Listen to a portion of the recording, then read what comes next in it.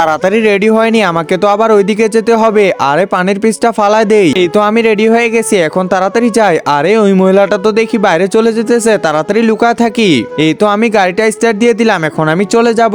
আরে ওই মহিলাটা তো দেখি চলে গেল, এখন তাড়াতাড়ি ওদের বাসার ভিতরে যেতে লাগবে। আরে দরজাটা তো লক করা, কোনো ব্যাপার না, আমি এখনই খুলে ফেলতেছি। এই তো খুলে ফেললাম, এখন তাড়াতাড়ি দেখতে লাগবে যে ওদের লকারটা কোথায়। এই তো লকারটা পেয়ে গেছি, এই তো খুলে ফেললাম। আরে কি ব্যাপার, এখানে তো কোনো কিছুই দেখতেছি না।